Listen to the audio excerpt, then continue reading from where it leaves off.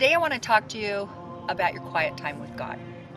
The moments in the morning where you're all alone before the busyness of the day starts. And I know I've written about this before in one of my blogs, but I want to talk a little bit more about this because I think it's extremely important. Jesus talks about seeking first the kingdom of God and all of his righteousness, and then from that point on, things will be given to you, not the other way around.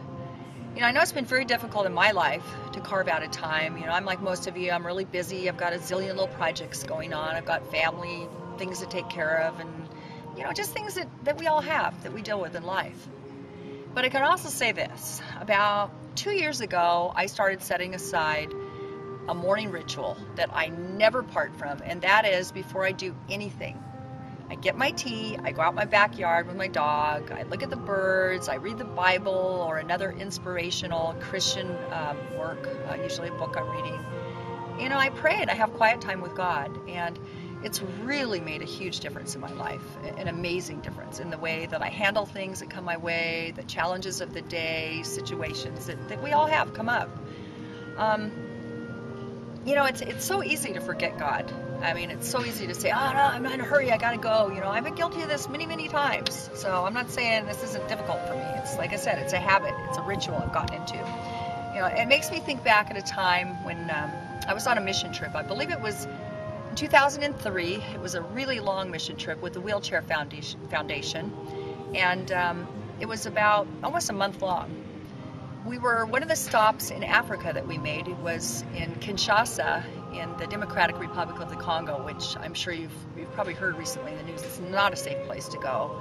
It was kind of sketchy when we were there too, but it was just one of those places we needed to go because people needed wheelchairs.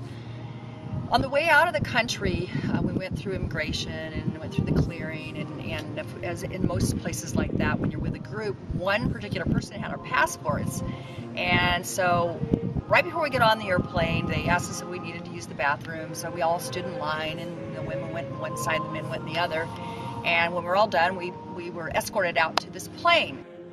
Once we were settled on the airplane, we started talking about how great that trip had been and how we were able to share the love of God with people while giving them a wheelchair. And right before they closed the cabin door, it was like, oh my gosh, where's Pat Baring? Now keep in mind, Pat Baring is the co-founder, along with her husband, of the Wheelchair Foundation, Mr. Ken Baring. We look around and Pat's not there. So needless to say, we sent somebody out looking for her, which was difficult. We had to get an official to go do that. Come about 10-15 minutes later, Pat gets on the plane, looks at us as in her wonderful calm way, and just says, "Oh gee, I guess you forgot about me." Now, why do I bring this up? We forgot Pat Baring. We were so busy, worried about getting on the plane. We were going home after a long trip, and yet this very important person, she was our co-host on this trip. It was so easy to overlook her, and it made me think about God. That's for me at least. It's so easy sometimes to get so busy and to put God second or third or wherever he fits into the day. And yet, Jesus tells us clearly to seek him first. Seek the kingdom of God, and then everything else will be given unto you.